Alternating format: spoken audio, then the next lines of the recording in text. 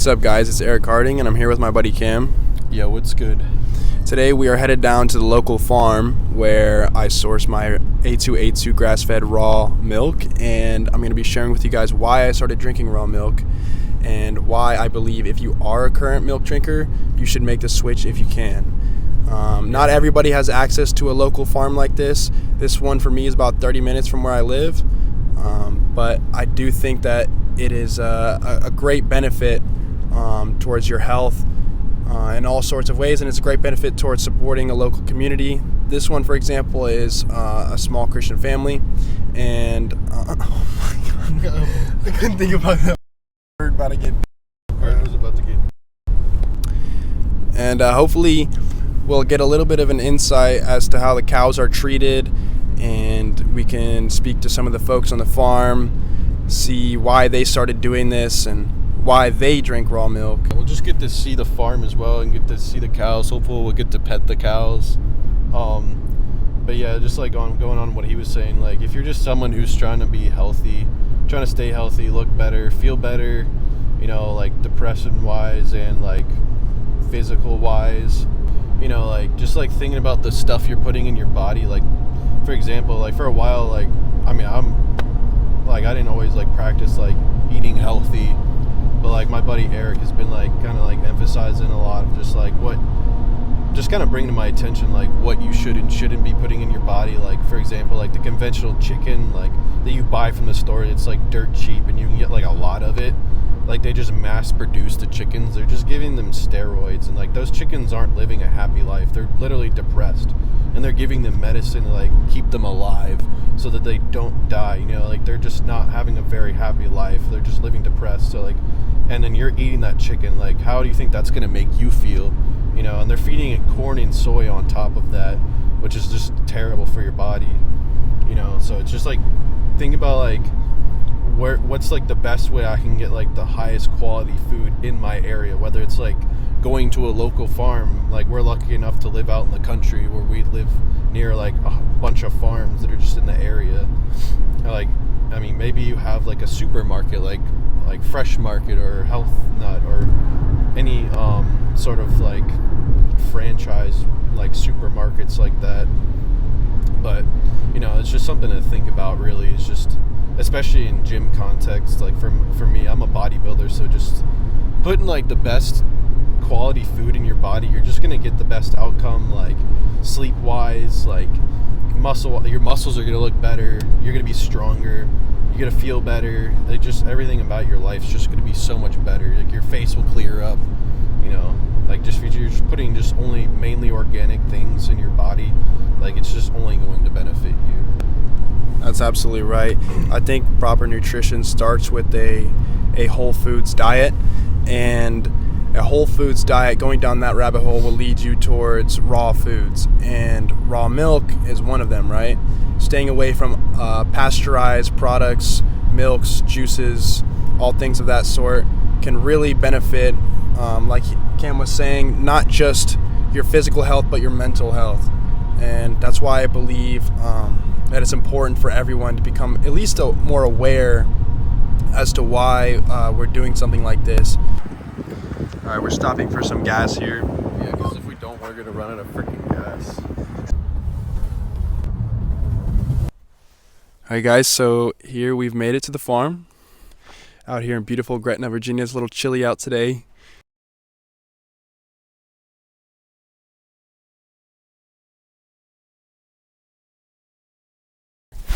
Oh. Hi, this is Eric again, and your name is? Sam Furman.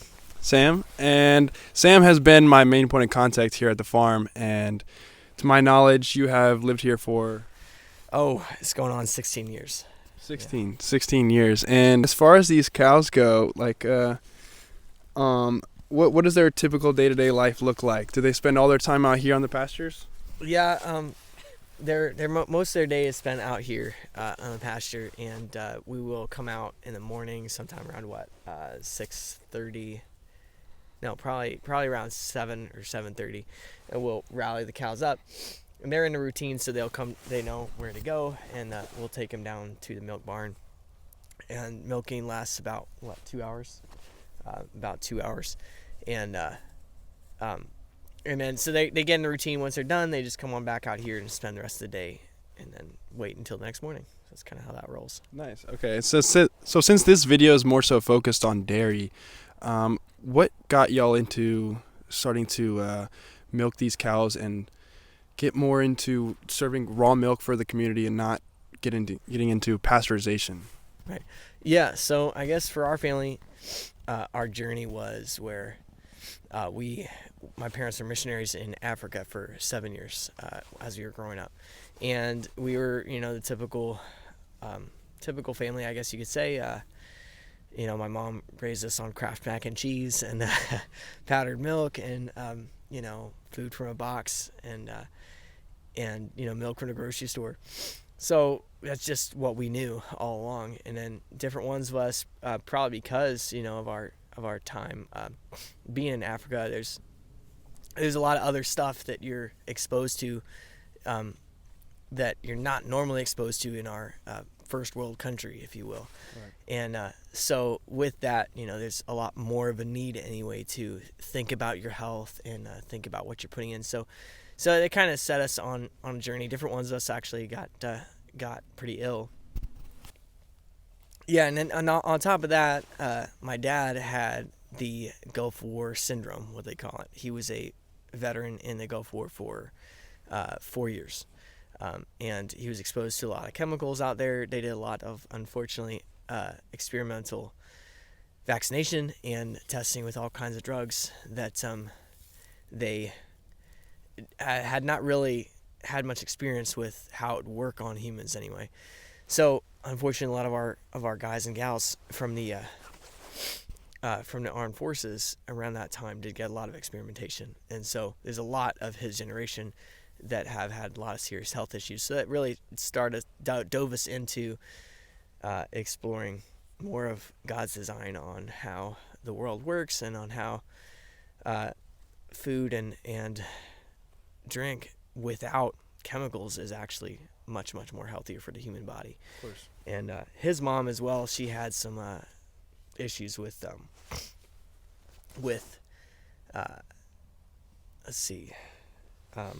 lactose intolerance. And so what we found was when we got on raw milk, all that lactose intolerance went away. And we just started doing a lot of research. Weston A. Price has been a great, great resource for us.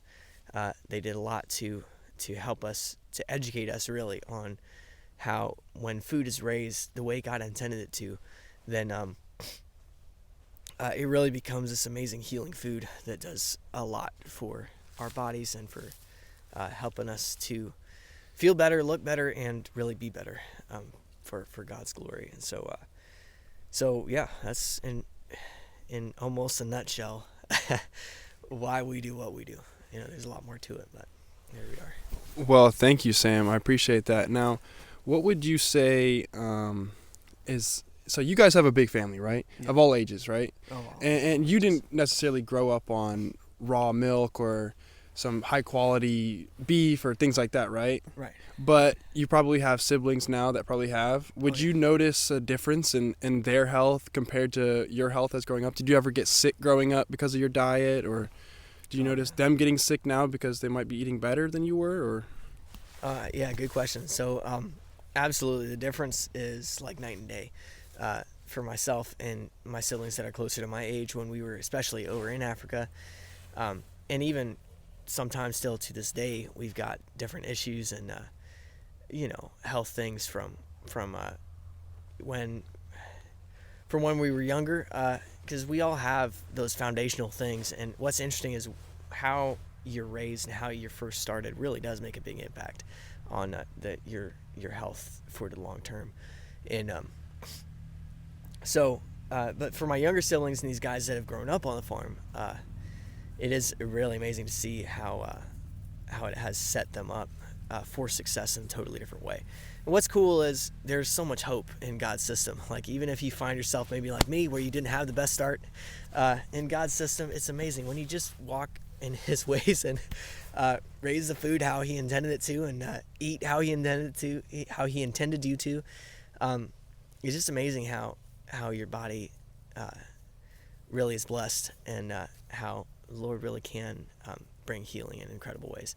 So yeah, in short, yes, how you're started really does make a difference. Yeah, absolutely. I agree. So I think it's important that when you emphasize the point on how we're eating the way God intended us to by doing things like this, how do you think, what do you think the importance is of doing this for not just your own family, but for the community around us is?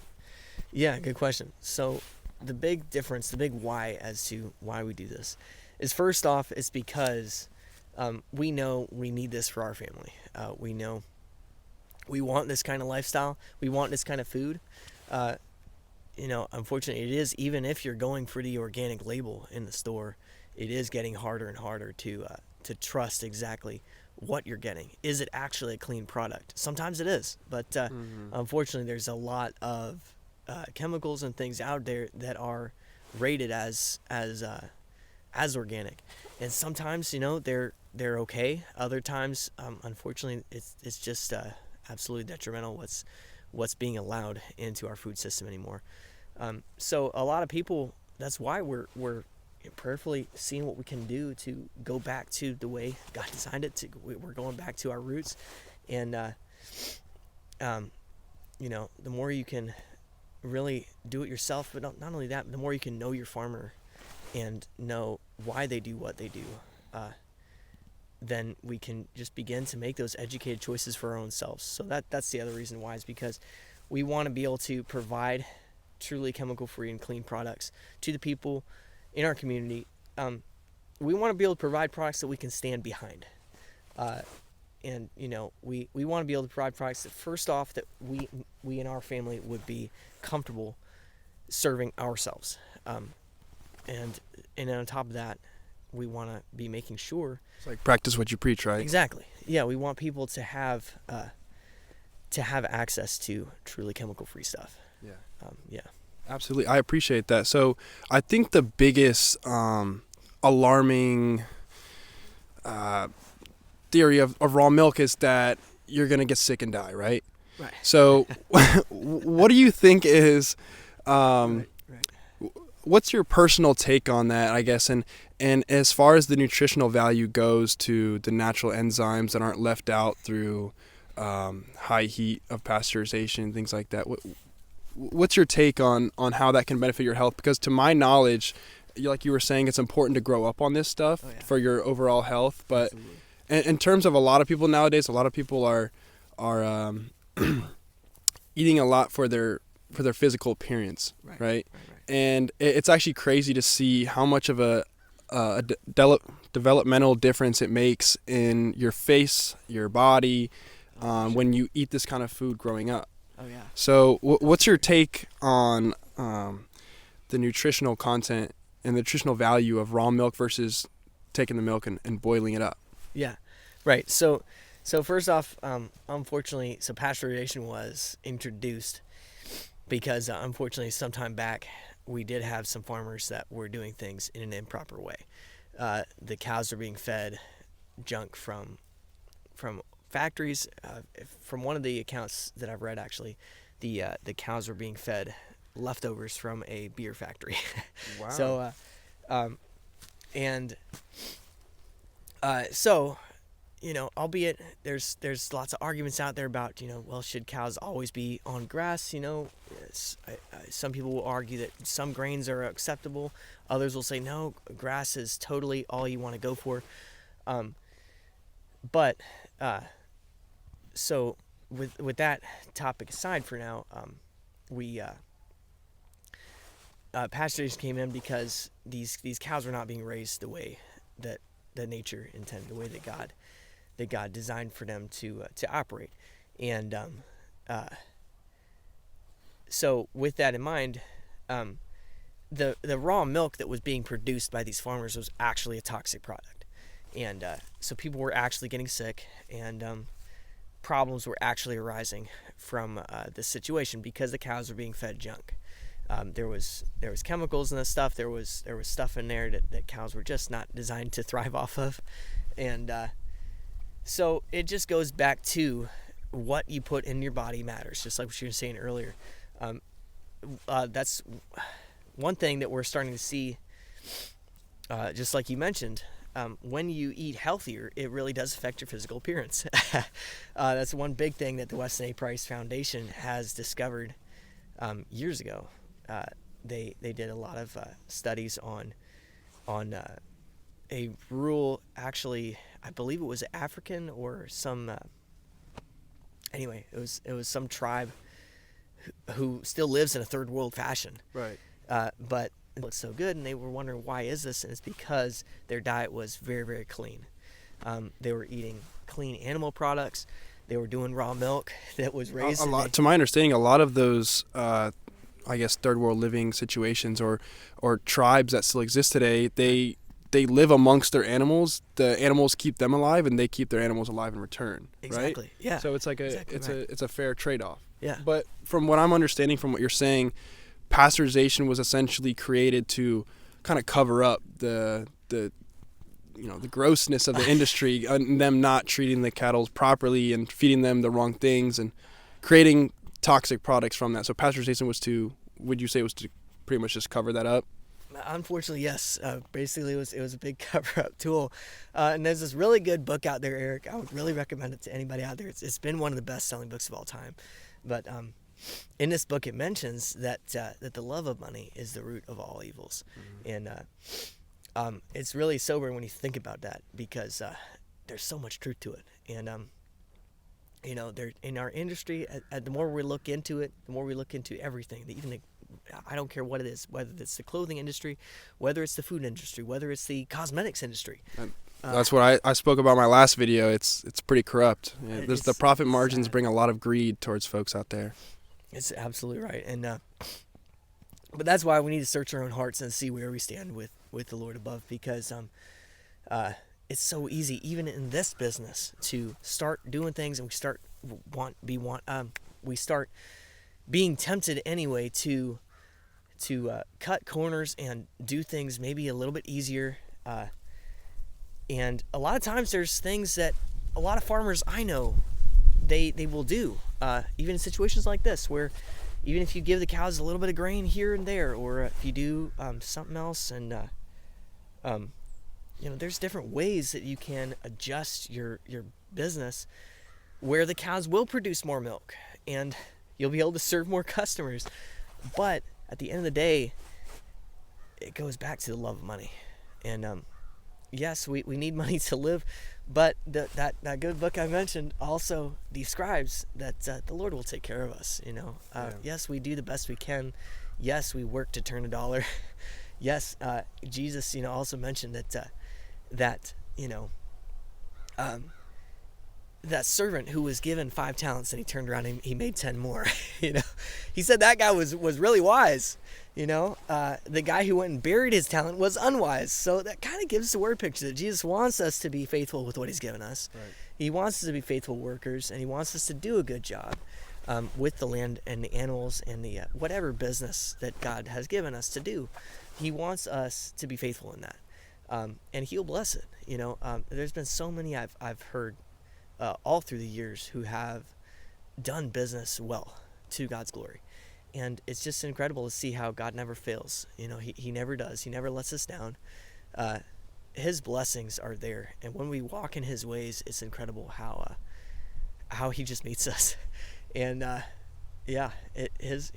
heard it said that God's way is the best way. And it's just true, because his love is just too much for us to ignore. And when we treat each other right, when we treat his nature the way he intended to, when we treat ourselves the way God intended us to be treated, when we treat our neighbor the way he wants us to treat him, right, it's just beautiful. I think personally, a lot of folks out there, myself, even in the past, like, all I could think about was how much money I could make, and the life I could live. But that never brings folks a true sense of happiness and community. And me personally, I strongly believe that by turning away from greed and turning away from looking about how much money you could make on a dollar, but more so how you could affect those around you in a positive way, I feel like that really brings a real sense of beauty in the world and appreciation towards things like this. Like,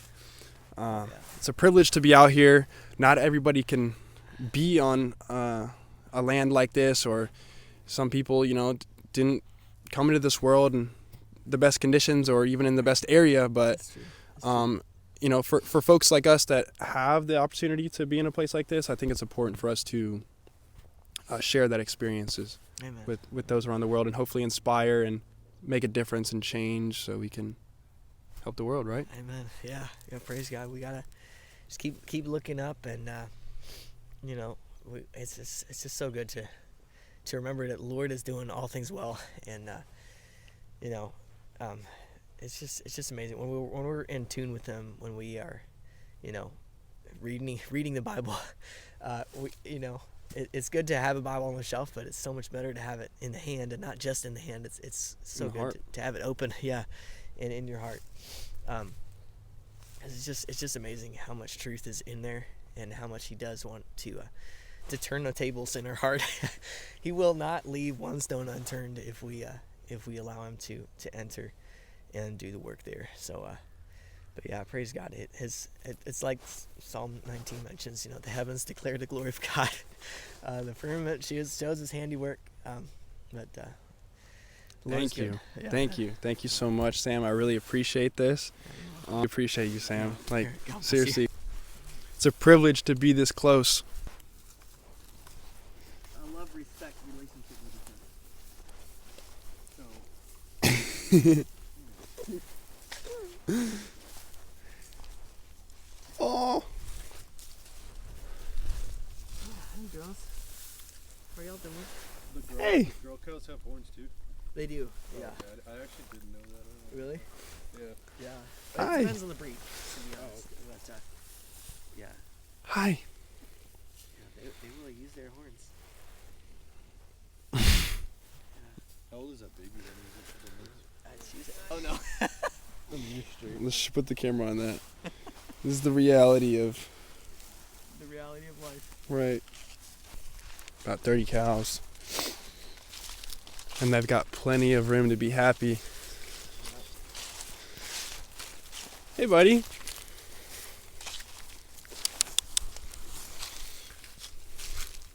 Oh. Record me. See if we can pet the black one.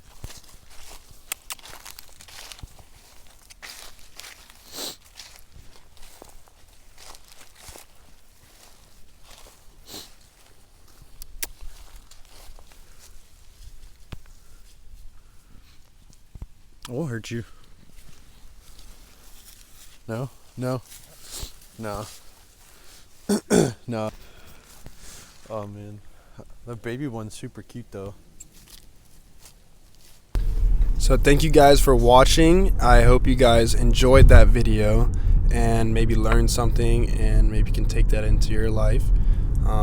Practices like these aren't always available for everyone, but I truly do believe that when you support a local community and you support a local holistic lifestyle, you can be much happier and more content with your nutrition, your health, your physical health, your well-being, and those around you. What do you think, Cam? Yeah, definitely. I definitely think if you have the option to or the opportunity to go into a local farm, if you have these these great resources, you should definitely take advantage of getting your meats or whatever produce, anything you eat. Just try to make sure it's from a good source. I mean, that's pretty much the whole takeaway from this video, is that the thing about what you're putting in your body, and to also just better your quality of life. Just the thing about what you're putting in your body and how it's affecting the quality of your life, if that makes sense. Like we've said millions of times throughout this video, just think about the stuff that's going in your body, you're putting in your body on a regular basis. What you think is healthy that may not be healthy, just think about it's something to think about, just something, food for thought. You are what you eat, folks. Have a nice day.